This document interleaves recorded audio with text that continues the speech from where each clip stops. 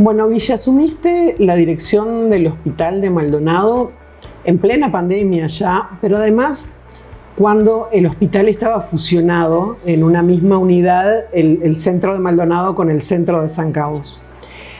Eso implicó una realidad que hoy, a 2023, es otra porque volvieron a separarse las unidades. Pero vamos a empezar que me cuentes un poco, si te parece, cómo encontraste en aquel momento el hospital para poder ir viendo cómo ha ido cambiando, si es que lo ha hecho, y mejorando, si es que lo ha hecho, a lo largo de este tiempo.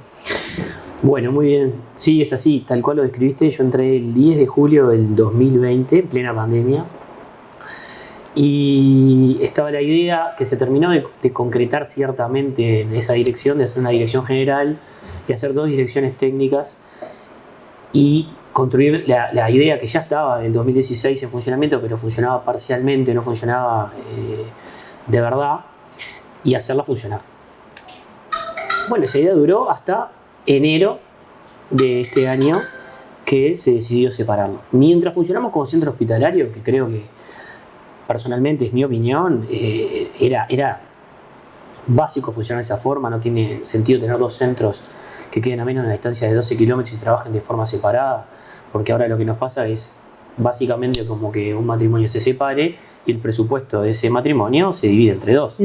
O sea que no hay más presupuesto, es el mismo presupuesto que se dividió para mantener 2 casas. O sea que, si estoy entendiendo bien, en principio vos eras de la idea que era mejor tener una misma unidad y no como yo ahora. creo que al usuario de ACE, porque yo siempre, mi visión de la dirección es el usuario de ACE, es qué mejora se puede hacer para el usuario de ACE. Yo, desde mi punto de vista personal, no creo que haya sido lo mejor, pero esa es mi opinión, la cual nadie me la pidió y yo te la doy hoy. Sí, tal vez haya pasado también más por una decisión política en virtud de una cuestión hasta cultural de la gente, ¿no? Pasó por muchas etapas que terminó en la separación, pero no fue vista desde el punto de vista asistencial esa separación, de ninguna manera, porque no tiene sustento desde el punto de vista asistencial. Obviamente que hubo funcionamiento político, funcionamiento social que hizo que terminemos en esa separación cultural, que lamentablemente hayamos terminado en esa separación, pero te doy mi opinión. Pero desde el punto de vista asistencial, a mí me parece que de hecho lo estamos viviendo hoy día, que tenemos que seguir funcionando en conjunto. O sea, estamos separados, pero no estamos separados. Porque hay muchas cosas que se hacen allá que no se hacen acá, y los pacientes hay que atenderlos. No puedes decir, son de esta línea para acá tuyos y de esta línea para acá míos. No es así, porque los servicios no están formados así. Entonces, es como que estamos separados, es como que estamos durmiendo en el living del otro. Claro. Pero no, tenemos de actividades asistenciales, están juntas. La maternidad sigue junta, o sea, va a seguir pasando lo mismo. ¿La maternidad sigue exclusivamente en Maldonado? Es que está todo preparado ahí, la nursería está ahí, el bloque está funcionando 24 horas ahí, entonces tenemos... O sea que siguen sin nacer carolinos, como dicen los carolinos. Claro, no, eso no va a cambiar por un tema de funcionamiento y un tema de presupuestal. Eso es lo que yo me preguntaste y contesto. Sí, o sea, claro. no va a cambiar nada. Si un paciente tiene que ir al CTI, tiene que recurrir a Maldonado. Y si un paciente tiene que ir a policlínica de alguna especialidad que no está en Maldonado, tiene que ir a San Carlos. O sea, lo que trabajamos de forma complementaria, no es que ni Maldonado sea mejor, ni San Carlos sea mejor, ni peor. Nos trabajamos en conjunto. Es así la visión, por lo menos de la dirección que yo entré. Bueno, ahora ciertamente uno te tiene que adaptar a las directivas de arriba, y yo soy un director que estoy en una posición que tengo que acatar las directivas de arriba. Entonces, me ayorno y me tuve que acostumbrar. Tuvimos que hacer una jugada y muchos malabares para llegar a cumplir con eso que todavía no se ha concretado del todo administrativamente. Capaz que en abril terminamos de completar el proceso, porque todo lo que habíamos hecho en conjunto hay que separarlo. Entonces se habían hecho la misma oficina de compra, la misma oficina de presupuesto, la misma oficina de sueldo, trabajaban en conjunto los recursos humanos. Bueno, todo eso ahora, todo de vuelta separado. Por ejemplo, en cuanto a las compras que vos decís, ¿implica también que de repente, al ser una misma unidad, compraban en mayor volumen y obtenían de repente mejores precios, como uno puede pensar a veces? Y con un presupuesto mayor, que ahora no lo tenemos. Claro. Claro que afecta, se afectará. Y al usuario, porque la gente, a ver, yo me imagino que lo piensa más a priori, como lo planteaban en su momento cuando reclamaban la separación. Bueno, no, porque yo quiero ir a San Carlos, no quiero ir a Maldonado, que en los hechos igual es como vos explicás, hay muchas cosas para las cuales tienen que trasladarse de una ciudad o de otra. Pero, bueno, entendían que era mejor tal vez y que iban a tener todas las policlínicas, todas las especialidades, todos los estudios en San Carlos y en Maldonado respectivamente. Eso entonces en los hechos no es así tampoco. Que la practicidad te deja, vamos a pensar en macro. Hay 2 centros asistenciales más en San Carlos. ¿Qué han hecho los privados? Se han unido, han hecho complementariedad de servicios, además. ¿Qué hay en otro centro asistencial? Policlínico. En otro centro asistencial, ¿qué hicieron? Policlínico. Nosotros somos tan inteligentes que duplicamos los servicios. O sea, no responde a una lógica asistencial, responde a otro tipo de lógica que no es la asistencial. Bueno, y el usuario en todo este proceso, ¿no? Digamos, ¿qué ha ganado, qué ha perdido? Por ejemplo, ya entremos a centrarnos más tal vez incluso en el Hospital de Maldonado, que en definitiva es la unidad que vos dirigís. Sí, ahora desde enero estoy concentrado a Maldonado. Y bueno, Maldonado, como tuvimos un periodo, claro, como tú bien sabes, de pandemia, en el cual, por un lado, la pandemia evidentemente fue caótica, fue complicada. Gracias a la pandemia también, desde el punto de vista de salud, tuvimos muchas mejoras, gracias a ella, capaz que no las hubiéramos tenido. Tuvimos que hacer la readaptación de la emergencia que la teníamos destinada a la estructura que terminamos de construir estando en nuestra dirección, que ya había empezado en la dirección anterior, que era la ampliación de la emergencia, terminó transformada en un CTI. Entonces teníamos los 2 CTI, el que llamábamos COVID, que era el viejo nuestro, y el CTI polivalente, que era la ampliación de la emergencia. El nuevo, claro. El nuevo. Tuvimos que hacer muchas adaptaciones, tuvimos que comprar muchos materiales, hicimos un laboratorio de biología molecular, que eso quedó para el hospital, y donde se hacían los PCR de todo, se hacían los PCR de Cerro Largo, de Minas, de Rocha, toda la región venía para acá a procesarse, todos los PCR.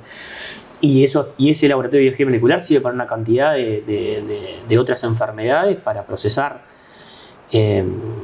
para distintos pacientes que antes no teníamos. Entonces, tuvimos muchas ganancias. De ganancia de infraestructura, cuando llegamos al hospital no teníamos Arcon-C. El Arcon-C es un equipamiento muy caro de Block que se usa para sacar básicamente radiografías en el intraoperatorio. Y bueno, conseguimos y licitamos el Arcon-C, lo conseguimos. Después nos vinieron colaboración y donaciones trajimos el aparato del APAR. Estamos hablando de miles de dólares, ¿no? El aparato de la laparoscopía, de un ecógrafo de última generación. Todo fueron cosas que fuimos adquiriendo gracias a la pandemia, porque la gente también se solidarizó mucho. Y bueno, y también empezamos como tú me decías, ¿cómo me encontré con el hospital? Me encontré con un hospital que tiene unas carencias de un edificio, de una casa vieja, de haber sido construida en la década del 80, y con muchas dificultades edilicias, ¿no? Hay muchos presupuestos que se nos va, que la gente no lo ve, que no es visto, que es arreglar los techos de bloque quirúrgico, todas las azoteas del laboratorio, la eléctrica del hospital. La eléctrica del hospital tú entrabas y era como una casa del horror de Hitchcock. Y ahora la eléctrica es todo un panel como si fuera una termonuclear. Y eso no lo ve nadie. Y eso sale muchísima plata. Tuvimos que cambiar el nodo, tuvimos que comprar con UTE, arreglar para tener un nodo de energía más, porque pusimos el tomógrafo, tratamos de implantar el tomógrafo, y eso genera una potencia que sobrepasaba toda la potencia permitida por el hospital. Entonces, pensando en el nuevo CTI también se sobrecargaba, entonces hubo que hacer toda la logística para llegar a concretar eso. Eso no se ve, pero es muchísima plata que se va del presupuesto del hospital en todo eso. Vos nombrabas en esto algunos equipos que permiten ahora hacer estudios que antes el hospital no podía, pero que además supongo que antes no podía por no tenerlos, pero que cuando un paciente, un usuario los necesitaba, había que pagarlos, contratarlos, digamos, a privados. Eso genera ahorros, evidentemente. Claro, genera un ahorro. Y esos ahorros, ¿en qué los utilizás, por ejemplo? Y bueno, se van diluyendo en la cantidad de cosas que vamos.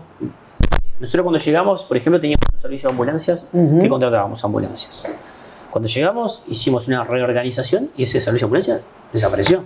Nos manejamos con nuestras propias ambulancias.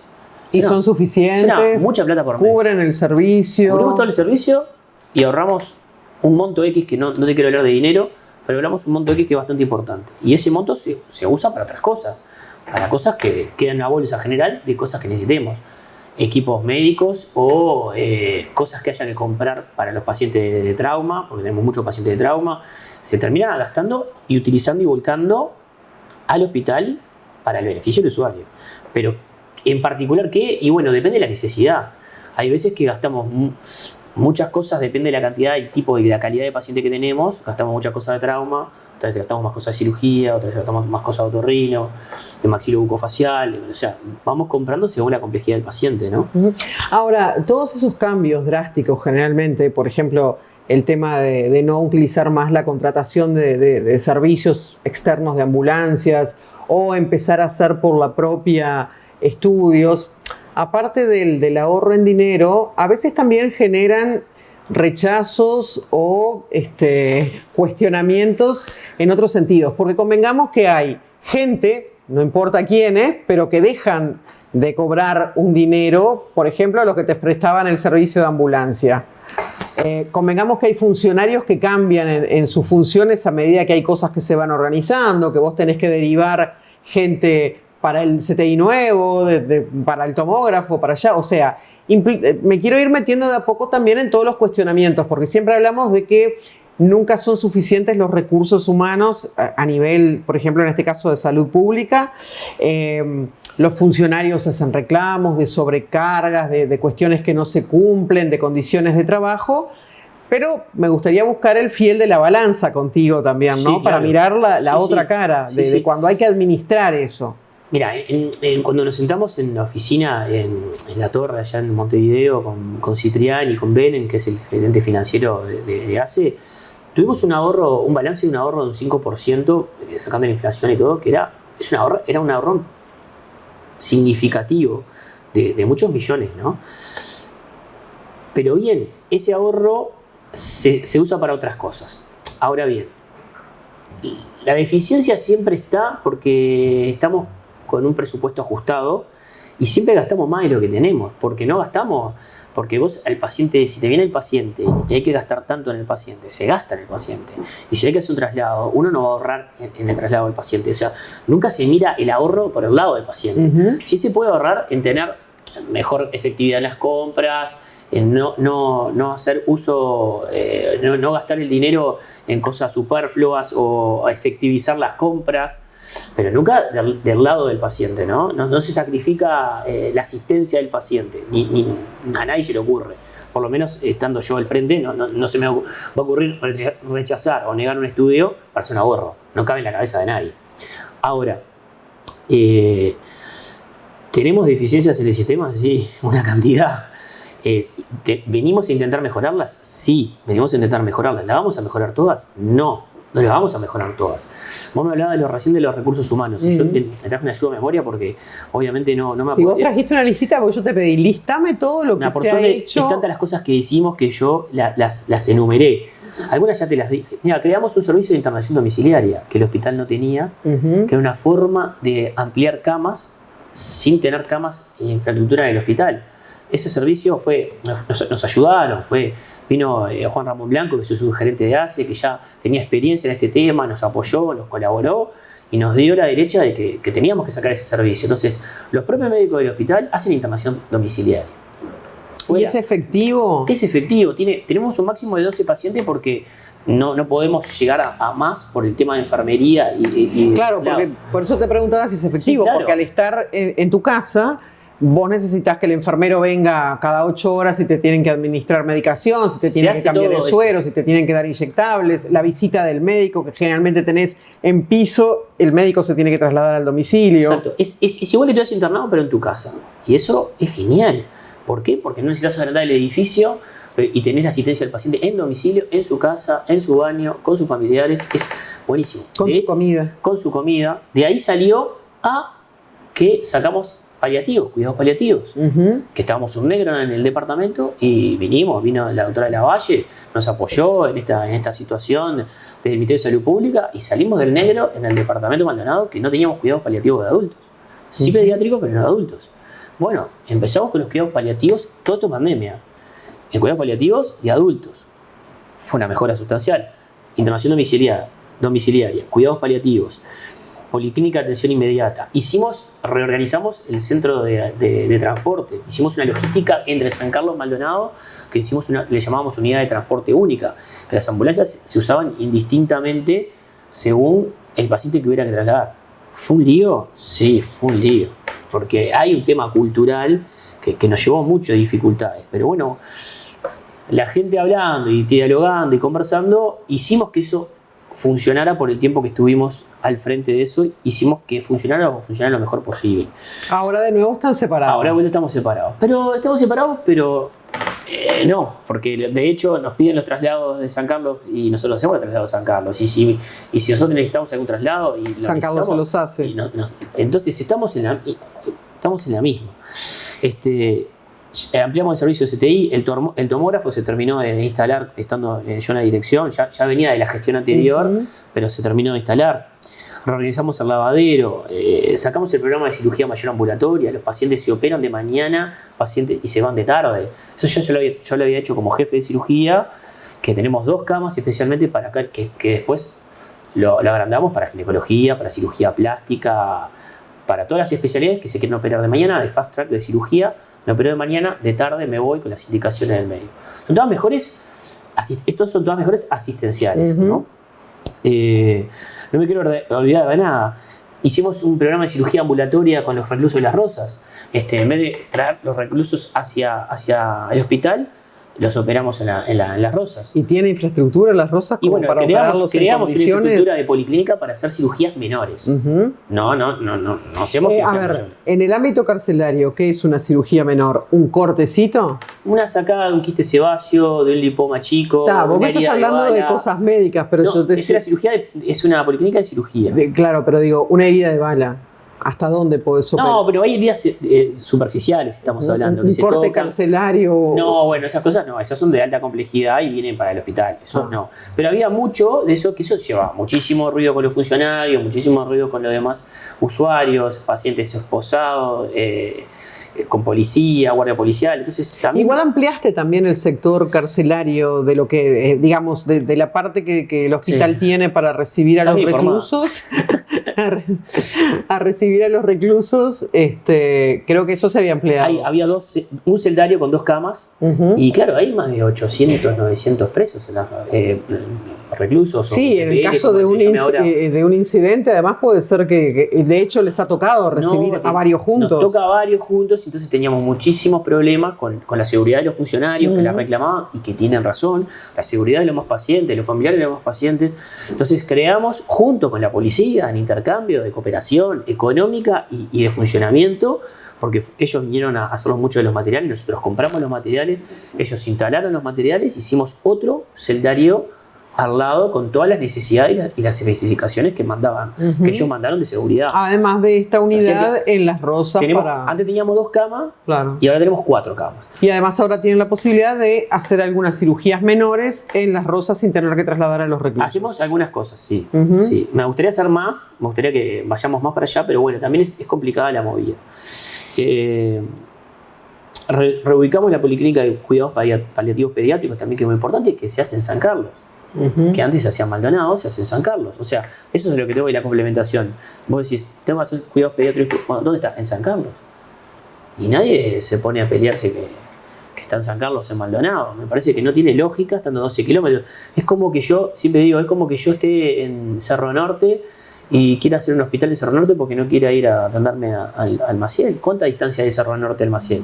Sí, probablemente más que de San Carlos a Maldonado. Lo que pasa es que por eso te decía hoy que ahí está un tema cultural, ¿no? Ahí está un tema de identidad de ciudad. Los carolinos se sentían poco menos que como que les habían sacado su hospital en un momento. Sí, pero no había que verlo así. No, hay que verlo en el sistema de calidad de salud que estaban teniendo, no en ese sistema cultural, porque ese sistema cultural nos va a llevar a primero a gastar mucho más dinero Y segundo, a no tener eficiencia. Bueno, pero vuelvo a una pregunta que te Sí, hacía antes. ¿Cómo ha sido, desde el punto de vista del recurso humano del hospital, porque hay que Vamos manejar ahí. eso, Sí. y no es fácil, cuando uno viene y mete muchos cambios y empieza a reorganizar y empieza a cambiar servicios y mueve gente, no Se arma siempre... Bueno, lo que pasa es que viste que la capacidad de Sí. adaptación del ser humano no es igual para todos, La ¿no? capacidad de resiliencia es difícil, en Asia es muy difícil, cuesta mucho mover culturalmente a la gente de su zona de confort, cuesta muchísimo, es muy difícil. El funcionario público en general somos difíciles, porque yo también soy funcionario público, somos difíciles. Me pasa que yo soy de moverme mucho y soy muy inquieto. Y cuando quiero mover zonas o quiero cambiar cosas que hace muchos años que están, me veo sí, en una dificultad cultural. Sí, sí, en Y el, se me en el arman, estado se me es arman difícil. unas batallas. Bueno, está, pero para eso estamos. Porque para las fáciles estábamos todos. Para no hacer. O si no se quiere pelear con nadie, o no quiere tener ninguna discusión, o enfrentamiento, o no hace nada. Se queda haciendo la plancha y no hace nada. Pasa bien, no se pelea con nadie, pero tampoco mejora. No mejora, no efectiviza, no cambia los servicios, queda todo igual. Queda con lo que yo me encontré, que era con cosas que siempre se hicieron así, porque siempre lo hacemos así. Bueno, pero están empezamos mal, a dialogar pero no funcionan y bien. no funciona, entonces cambiémoslo. O capaz que estaba bien en cierta época En y bajo cierta determinados época. parámetros. Porque yo antes de venir les pedí a Margarita, que es divina, que lleva la parte del usuario, le dije, Margarita, sacame, que yo más o menos la sé, pero sacame los números, que los traje los números de cuánto fueron cambiando año a año. A ver, 2100, mirá, te lo digo de memoria porque me decía 2162 en el 2020, después 2200 en el 2021. Y así se mantuvo. O sea que si sacamos la cuenta, en general hay más de 8000 usuarios desde que yo entré al hospital. Solamente el hospital de Maldonado, te estoy hablando acá. En San Carlos de otro tanto. O sea que hay casi 10.000 usuarios más desde el 2020 a la fecha. Es un número importante. No es despreciable. Sobre todo teniendo en cuenta que el factor recurso humano no crece en la misma proporción. Bueno, tú me preguntaste de los recursos humanos. Y yo te digo que si bien estamos atrás, tuvimos un aumento, tenemos un total de cargos de 64 cargos. Nos dieron, que es una cosa insólita, porque se dieron cuenta que estábamos muy abajo, de 64 cargos, de los cuales ya tenemos tomado 30. Ahora, cuando hablamos de 64 cargos, ¿los cargos implican de todas las áreas, enfermeros, médicos Sí. o cómo se 14 desglosa licenciados en eso? enfermería, un licenciado en instrumentación, 3 licenciados en imagenología, 4 licenciados en laboratorio, 23 auxiliares de enfermería, 5 auxiliares de servicio, ¿no? Y después, en otra resolución más, se crearon 3 cargos más de imagenología. O sea, total 64 cargos. 30 al día de hoy están ocupados. Tú me decís, ¿por qué no están ocupados los demás? Bueno, ahí empieza la palabra que yo le llamo burocracia, porque ya no pasa ni a burocracia, pasa a burocracia. Si hace efectivamente fuera más efectivo en el funcionamiento burocrático, esos cargos ya estarían todos ocupados. Pero bueno, después empieza a tallar la lucha burocrática, que por un PDF mal entregado, por una credencial que no se entregó en forma de formato de PDF o formato así, queda fuera de concurso, y ese concurso no se puede. A veces nos queda un concurso nulo, pero porque la gente no entregó la documentación, fueron invalidados por recursos humanos de ACE por la documentación. Y esos son 1 mes, 2 meses, 3 meses para atrás, todo vamos de vuelta. Claro. Pero mientras lo necesitas a ese funcionario. Bueno, eso es lo que pasa en la estructura pública, hay que acostumbrarse. Hay que convivir con ella. Hay que convivir con ello. Eso me lo dijo el primer día que llegué, un funcionario del hospital, el cual aprecio mucho, y nos conocíamos nada más del tema administrativo, porque yo era de abajo, de servicios, de asistencial, y me dijo, Guillermo, ¿cómo te llevas bien con la frustración?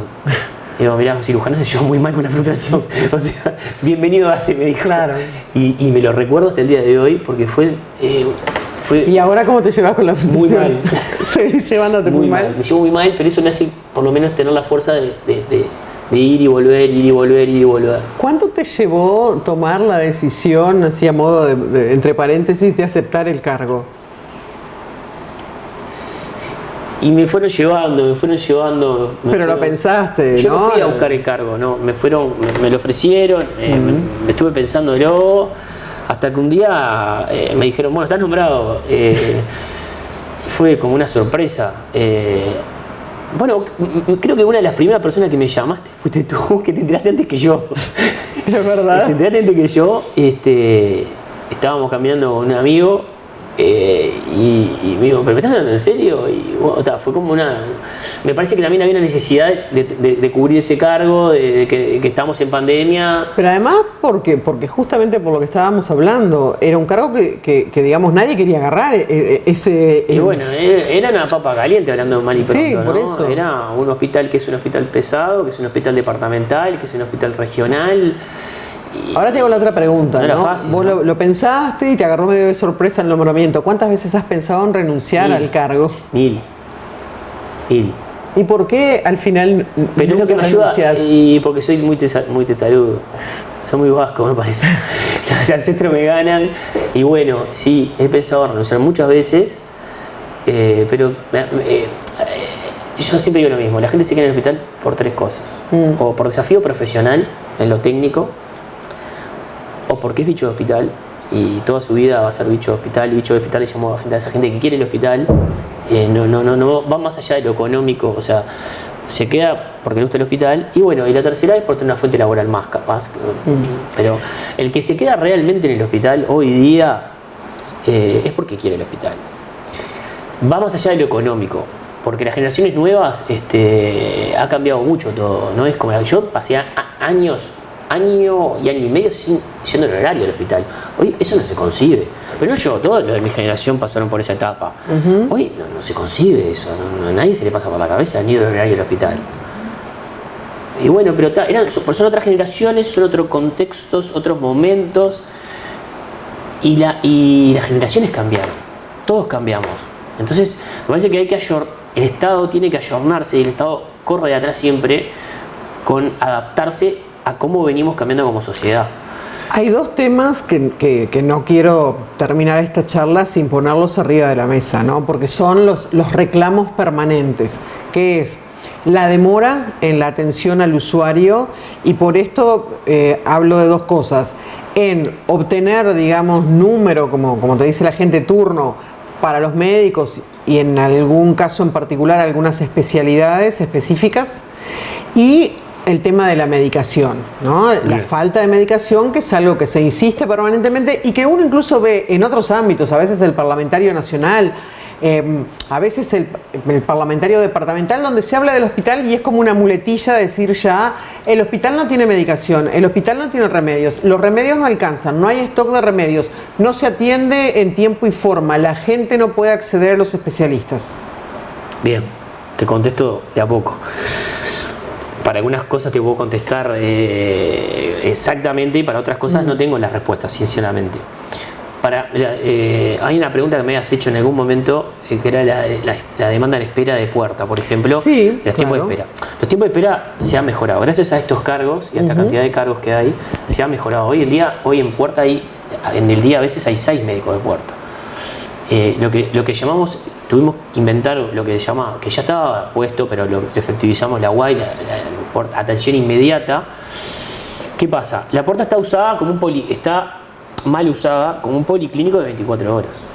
Claro, es aquello de que la gente va a emergencia cuando en realidad no es una emergencia. Exactamente. Si nosotros vemos el porcentaje efectivamente de pacientes que necesitarían la emergencia, son 10% de todos los pacientes que vemos. Estamos atendiendo un promedio, porque busqué los números antes de venir, 150 pacientes día. 150 pacientes día es un número bastante considerable, ¿no? Y en realidad de esos 50 pacientes, de 150 vos me estás diciendo que 15 son de emergencias reales, como para ir a puerta. 15 o 20 serían de emergencias reales para ir a emergencia. Los demás son pacientes que, debido a la deficiencia del sistema, que no es culpa de todos, no es culpa de nadie en particular, terminan en el hospital. Hay una cultura de terminar en el hospital. La red de atención primaria está mejorando, se está queriendo mejorar, pero realmente la gente termina en el hospital. ¿Por qué termina en el hospital? Y ahí se une lo de los medicamentos también. Porque la gente dice, bueno, me traslado una sola vez y ya voy, hago la consulta en emergencia, que es de policlínica, pero bueno, ya aprovecho y saco medicación. ¿Y qué pasa? La medicación es todo un tema. Se está juntando, nos estamos juntando la red de atención primaria, nosotros con la regional, con la dirección regional de la cabeza, para formar un vademecum único y que todos manejemos y que hagamos un pienso de la redistribución de medicamentos. Porque nosotros tenemos un vademecum, la RAP tiene otro vademecum. Pero ¿qué pasa? El usuario de RAP que necesita el vademecum nuestro va a la RAP, o a la red de atención primaria, perdón, y no lo tiene. Entonces tiene que ir ahí y después tiene que venir con nosotros. Entonces lo que estamos haciendo es la readaptación para decir, bueno, para que el usuario no se tenga que mover, nosotros llevemos la medicación hacia afuera y que el usuario no tenga que venir hacia el hospital. De cambiar esa cultura, que no es fácil cambiarla, ¿no? Lleva tiempo, meses, años. Entonces porque llevar la medicación hacia la periferia y no la medicación, no que la gente tenga que venir a buscar la medicación a la farmacia del hospital, que ciertamente se llena de gente. Y entonces, claro, la medicación no es que falte. La medicación, el vademecum de ACE está todo. Es más, tuvimos suplementos de pauta para comprar medicamentos con especial ahínco de que no falten medicamentos y no hay falta de medicamentos. Lo que sí pasa que a veces tú venís y como vivimos en el interior y nuestro país funciona así, venís en el interior y la logística del laboratorio o el despacho del laboratorio de ese medicamento, mirá, despacha el lunes, miércoles y viernes. Y bueno, y se hizo la compra y bueno, entonces vos vas a buscar el medicamento el lunes y no, mira, hasta el viernes no viene. Entonces ya eso, claro, para el usuario lo censa como una falta de medicación. Sí, el medicamento no está. Entonces es una realidad, el medicamento no está. Pero no es que no está porque no hay dinero para comprarlo, no, está y viene y de hecho tiene que volver. Entiendo que es una molestia, pero eso escapa, es una cadena de eventos que hay que mejorarla y de hecho la hemos mejorado una cantidad, pero es ardua, es un trabajo de compras que hay que efectivizar, un trabajo con los laboratorios, que los laboratorios están haciendo. La compra de medicamentos es un problema nacional, ni siquiera es un problema departamental. La línea de producción de muchos medicamentos está siendo complicada.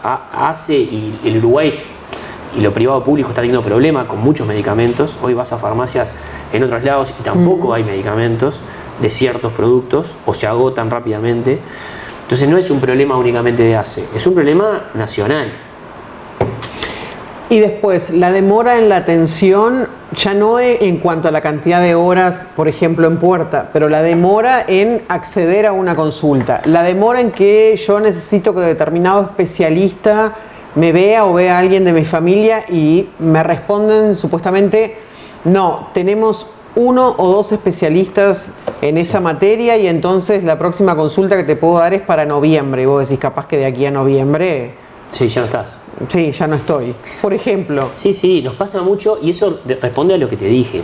¿Cuáles son las especialidades más críticas? Las especialidades más críticas, y bueno, también están las más críticas y están las más cotidianas, que son cardiología, medicina interna, cirugía plástica, dermatología, gastroenterología. ¿Qué pasa? Hay neurología. Tenemos muchas especialidades que, claro, es como te vuelvo a repetir. El atractivo del especialista para venir hacia ACE es un X. Y esto funciona oferta y demanda. O sea, vos me estás diciendo que los médicos no quieren trabajar en la salud pública. Y bueno, no, por lo que se le ofrece al médico o al especialista, no le es atractivo venir a la salud pública. Es una realidad. No siempre, porque nosotros tenemos cargos de alta dedicación, que es un sueldo interesante para cualquiera, no lo voy a decir porque no me parece, pero es un sueldo muy interesante y tampoco se llena. Bueno, pero tal vez porque el trabajo en las instituciones de salud pública conlleva a veces otra carga que en las instituciones privadas. No, pues ahora es oferta y demanda. Ganan mejor en otros lados o en Montevideo, entonces no les significa trasladarse, sacan la cuenta y capaz que no cierra. Eso te digo, el pienso ese tiene que ser más grande, porque si no, ¿qué va a pasar? Nos vamos a quedar sin especialistas en un futuro. Porque muchos van a querer ir al hospital, pero también se van a desbordar, no van a poder con la consulta de todo. Entonces, vuelvo a repetir, esto lo he dicho en pila de entrevistas que me han hecho, en muchas entrevistas. Estamos teniendo un hospital que tenemos casi 80.000 usuarios. Estamos trabajando con el hospital que todos conocemos, que es la década de 80. ¿Lo estamos arreglando? Sí, lo estamos arreglando. Ahora estamos arreglando los cuartos médicos que hace 40 años no se tocaba. 40 años, los cuartos médicos. Los mismos cuartos médicos que yo viví interno, que yo me siento viejo solo de decirlo, 2002, 2001, 2002, de interno, son los mismos cuartos que estamos arreglando ahora. Los mismos, ¿eh? ¿Cuántas direcciones pasaron? Unas cuantas. Unas cuantas. De diferentes, no importa, diferentes colores.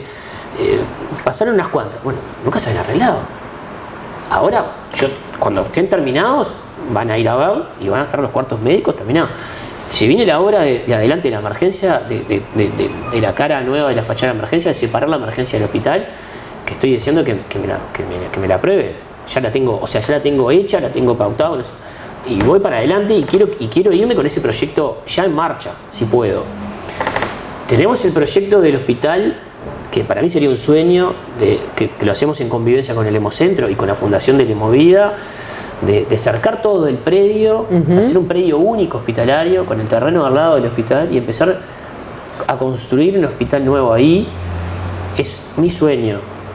Ojalá esa idea. ¿Cuán cerca o lejos está de concretar un proyecto de muchas cosas, que es muy grande? Depende de muchas cosas. Pero el proyecto está hecho, el plan director está hecho, el plan director está presentado y está hecho con todos los jefes de servicio del hospital, con arquitectura de ACE, y hablado con la Fundación Hemovida de ir con esa idea para adelante y con los benefactores de la Fundación Hemovida, que no quiero nombrar porque capaz que ellos no quieren mismo que los nombre, pero ese proyecto es un proyecto hermoso y necesitamos un hospital nuevo en el departamento. Necesitamos o ampliar o un hospital nuevo, pero no podemos seguir viviendo más en el hospital que tenemos porque no nos dan las camas. Sí, bueno, de hecho hemos visto que los prestadores privados en los últimos años han hecho cambios muy grandes en su infraestructura, justamente en parte también para abarcar toda la cantidad de socios que tiene cada uno y el hospital que ha crecido también. Ahora, para terminar, más allá de ese sueño, que es un gran sueño, contame a la brevedad qué es lo que más te interesa o cuáles son los objetivos que querés alcanzar, porque también hay una cosa, quedan 2 años de gestión segura si es que no pasa nada antes, pero digamos, tu cargo es de alguna manera un cargo que puede cambiar y de hecho generalmente varían. Sí, está bien que cambie, con los cambios políticos. Me parece perfecto que cambie. Porque es muy cansador, es agotador, está bueno que haya una renovación. Me parece que en departamentos con tanto movimiento, me parece que en otros lados capaz que no es necesario. Bueno, objetivos para este año. ¿Edilicios me preguntás o...? En general. Y sobre todo también si tienen que ver con la mejora en definitiva de la atención de la gente, ¿no? Yo tengo una idea, tengo clara concepción de que la vidriera del hospital es la puerta de emergencia. Si la puerta de emergencia pasa todo esto que vos me decís, es como que el hospital funciona mal. Entonces, mi idea es mejorar la emergencia. ¿Bajó el tiempo de espera? Sí, bajó un 30%. ¿Hoy cuánto es el tiempo de espera en la emergencia? Porque hay gente que te llama y te dice, esperé 10 horas en la emergencia. No. Pero pueden tener una espera de 3-4 horas a veces, sí, es verdad, no es mentira. Es verdad. A mí me gustaría que lo vieran a todos en 10 minutos. Más, el que me conoce sabe que si lo ven en 30 segundos me quedo más contento. Pero la realidad es que no se puede. Sí, para eso, una de mis ideas de futuro es hacer una reestructura en la emergencia edilicia para que y la emergencia no sea independiente la entrada de la emergencia del hospital. Entonces se independice toda la emergencia. El capital humano, los recursos humanos lo estamos teniendo. La verdad que sería un desagradecido si me quejo. Es increíble la cantidad de funcionarios que se dieron cuenta que nos dieron. Capaz que necesitamos más, sí, capaz que necesitamos más. Pero la verdad, la dirección regional y el directorio de ACE nos dio una cantidad de funcionarios que entendieron ellos que eran necesarios para que podamos mejorar. 64 funcionarios presupuestados, o sea, no es algo menor. De hecho, el otro día hablando con la jefa de recursos humanos y con gente que hace más de 15 años que está en el hospital, me dice, nunca vimos esto. Es la primera vez que vemos que vengan 64 funcionarios. Bueno, bienvenido sea, llenemos todos los cargos. Pero a veces tenemos dificultades llenando los cargos, como recién te digo. Sí. No es fácil. Esa sería mi idea, mejorar inicialmente la emergencia, la parte que se ve, la parte que no se ve, los cuartos médicos ya lo estamos haciendo. Y bueno, y después sería avanzar con el gran proyecto de, yo quiero hacer un campus médico que le llamamos, y me encantaría cerrar, que esa idea la tiene Jorge Curvelo del Mocentro, la tengo yo, de hacer una unificación de un centro médico único. Y bueno, y seguir creciendo. El hospital tiene que seguir creciendo porque el departamento ha crecido y estamos chicos en infraestructura. Yo no me voy a cansar de decirlo porque no podemos seguir en el hospital que tenemos con las camas que tenemos. Tenemos que tener más camas, tenemos que tener más gente para ocupar esas camas.